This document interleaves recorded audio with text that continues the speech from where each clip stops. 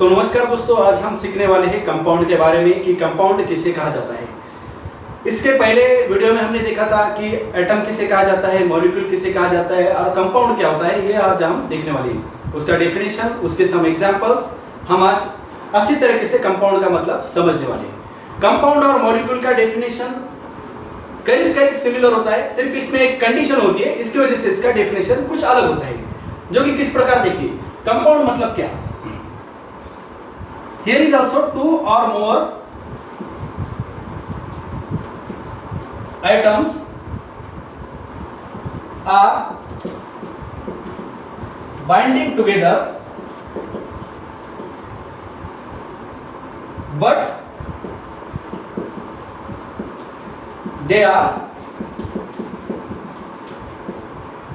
different। समझ में आया? यहाँ पे भी दो और उससे अधिक एटम्स एक दूसरे को जुड़े हुए होते हैं, बस इसमें एक ही कंडीशन होती है, बट दे आर डिफरेंट। वो दो प्रकार के अगर आइटम होंगे तो वो कैसे होने चाहिए, डिफरेंट होने चाहिए, बस इसमें यही एक कंडीशन है। जैसे फॉर एग्जांपल,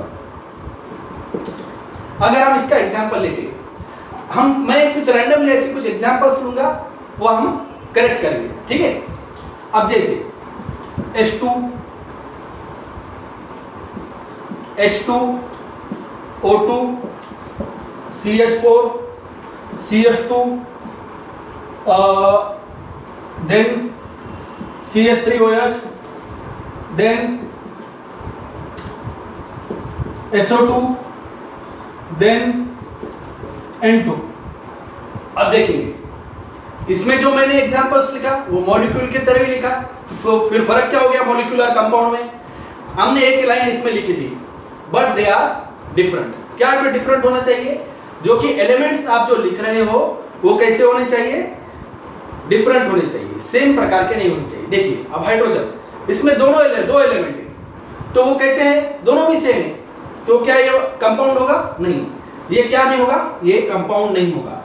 ऑक्सीजन, इसमें दोनों भी ऑक्सीजन है, तो क्या ये कंपाउंड होगा? नहीं, इसे हम कंपाउंड नहीं कह सकते। मीथेन, CH4 कार्बन है और 4 हाइड्रोजन है, ठीक है। यहाँ पे दो प्रकार के एलिमेंट है, तो इसे हम क्या कह सकते हैं, कंपाउंड कह सकते हैं।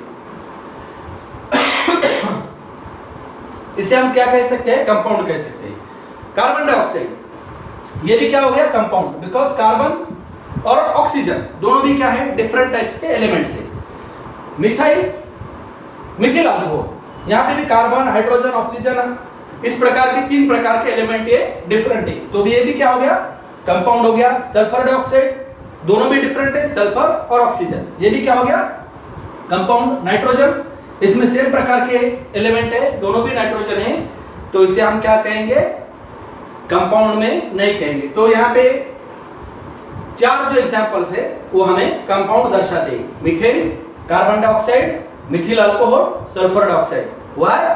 Because they are different, these elements are different to each other, so that's the reason that is called as compound। अब मुझे बताइए कि कंपाउंड और मॉलिक्यूल में डिफरेंस क्या है। मॉलिक्यूल्स में हम ये सब एग्जांपल लिख सकते हैं। मॉलिक्यूल्स में ऐसी कौन सी भी ऐसी कंडीशन नहीं है कि आप जहां पे लिखा गया है कि जहां पे अगर डिफरेंट एलिमेंट होंगे या फिर सेम एलिमेंट होंगे तो आप उसे मॉलिक्यूल नहीं कह सकते। उसमें ऐसी कोई भी कंडीशन या रिक्वायरमेंट नहीं है। All these are the examples of molecules. Molecules means what, 2 or more atoms when they are binding together, that is called as molecule। बस कितने भी एलिमेंट्स हो, दो रहने दो, 4 रहने दो, 6 रहने दो, सेम रहने दो, डिफरेंट रहने दो, all these are molecules. All are examples of molecules you can write. There is no matter, there is no condition, but where is the terms and condition? So terms and condition is your compound. When you write a compound, so you have to write the examples different to each other. Both the elements are different to each other, so then you can write the examples like this: methane, carbon dioxide, methyl alcohol, SO2, all these are the examples of a compound। Okay?